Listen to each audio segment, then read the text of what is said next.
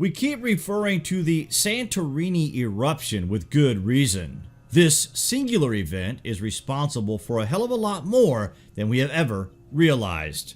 From this singular episode in history, connections can be made to the biblical narrative of Moses. Plato refers to it as Atlantis, and the Pharaoh of Egypt immortalizes this event on the Tempest Stela and describes it as the gods being displeased because at a distance of 600 miles away from the epicenter, the ancient civilization had no idea it was the eruption of the atomic volcano Thera, and the Bronze Age collapsed as a result. But it doesn't stop there. On the island of Santorini, the city dwellings contain many things, including a massive array of pottery with the legendary concentric circles as a representation of the island's original appearance. But in these preserved ruins, something is missing. There aren't any human remains like what we have seen at Pompeii, for example, and this means that the island was evacuated prior to the eruption taking place. The Minoans, of course, had a vast empire that included most of the islands of Greece and the main land. And it is possible that out of desperation to seize resources, they waged a war with Egypt. It isn't documented properly because the timeline of our understanding of the past is completely all over the place on the matter.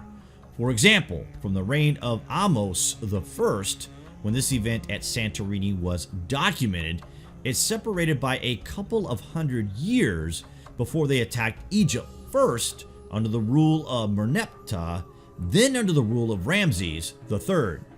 These people are referred to as the Sea Peoples because it is unclear who they were, only that they came by sea and invaded much of the region. This would have been the actions of a once mighty empire that were displaced by the cataclysm of the Thera eruption, eventually regrouping and looking to prosper once again. In Egyptian text, they are described as a group of Greeks from Anatolia, ancestors of the Etruscans. Anatolia would have been where the people of Santorini may have been evacuated to prior to the eruption. They regrouped and established themselves here, but the need to be closer to the mighty trade ports of the Mediterranean led to the invasion of Cyprus and many other key locations. They would have felt forgotten about and probably received no aid from other empires after their collapse.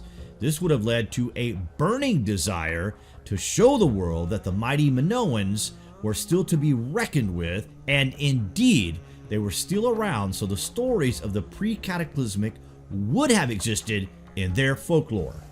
Modern excavation in areas on the eastern Mediterranean suggests a sudden and violent collapse of the civilization that was thriving in the years and months before the mighty eruption on Santorini.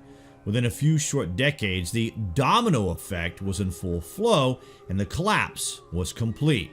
From out of the ashes of the Bronze Age, the descendants of the Santorini residents would rise again.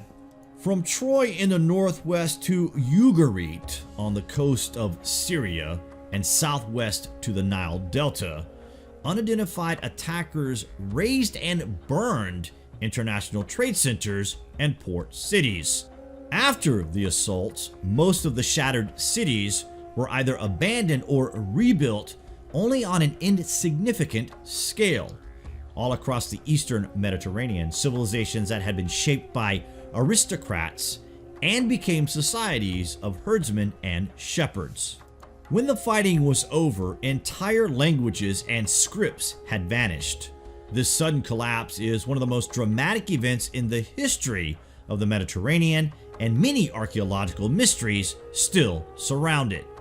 Homer's account of the Trojan War, which would have been placed within this time of crisis if one accepts the Odyssey and the Iliad, contain at least a kernel of historic truth. The second group of events that connects logically with this historical turning point is the invasions of the so-called Sea People.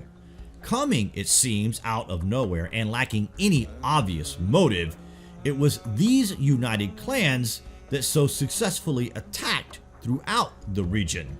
Despite numerous scholarly attempts to identify them, we still do not know exactly who the Sea People were, where they came from, why they attacked, and finally, where they disappeared after their raids. Scholars are even uncertain whether the Sea People's existence was a cause or an effect of the political collapses. Were the Sea People conquerors, pirates, deserters, or refugees? We suggest this was all the result of the Santorini eruption. The displacement of the people eventually led to the retaking of lands hundreds of years later. In this sense, they were all these things. Their memory is but words in a dusty book on a desolate shelf, long forgotten by an apathetic modern world. All that remains are pictures set in timeless stone telling of their attempt to apparently conquer Egypt. In the never-ending struggle of human existence, we don't pick up a whole book, but a burned book with only small sections remaining. The rest of the story, it seems, had no or little significance in the propaganda taking place at the time, and make no mistake, the story we get today from the ancient happenings is in that of ancient propaganda. But that is all there is left, unfortunately, because the victors write history of their victories, not of their opponents' struggle. It is up to us to understand the past. All of us, not the few, but the many. The Sea Peoples were refugees equipped with the means to defend themselves. The Santorini eruption brought starvation, crops failed, disease was rife, and the Minoans had to look for more prosperous lands. Unfortunately, the lands they tried to settle on belonged to other powerful empires, and this led to a complete breakdown in communication. The Egyptians, for example, had no idea Thera erupted. The Tempus Stela describes what happened in Egypt after the eruption, but this was no way known to anyone at the time. The refugees from the fallout would have become a new civilization. This was a time of chaos and of fortification to protect what life had survived. Forts were built, troops were trained, and resources in metal were the base for the protection of each nation. Its importance cannot be stressed enough. Their era was categorized by it. Power was defended by it. The rise and fall of civilizations was defined by it.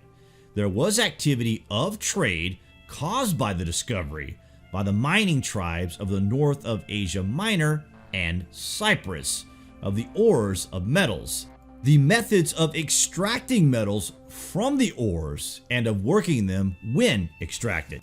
They were in search of ore deposits and a better way of life. During this time, the foreign invaders, including women and children, in carts, and there can be no doubt that what we see was not just a military force, but a population on the move. This population was seeking food, wealth, trade, and sustainability. Of course, the timeline of the historicity of these things taking place is incredibly close. The understanding of when these things took place is not accurate in any manner, and to establish why all this took place in the first place, then you must consider an event so massive, so drastic, that it forced an entire civilization to move countries. It isn't an accurate account, but the overview of these things makes more sense than the squeezing and dismissal of things to meet other narratives that are already established. The volcano on Santorini exploded with the power of 100 atomic bombs. The entire region was devastated, and the noise from the explosion was documented in China, over 4,000 miles away. In Egypt, the pyramids were damaged, as well as many temples which Ahmose I ordered to be repaired and rebuilt. Santorini itself was abandoned prior to this explosion, and we suggest to you that the Sea Peoples were the refugees in the aftermath of such an event. Through time, they became increasingly desperate for a sustainable way of life, and this led them to the closed door of Egypt, where they are described as barbaric tribes of invaders. What do you guys think about this anyway? Comments below, and as always, thank you for watching.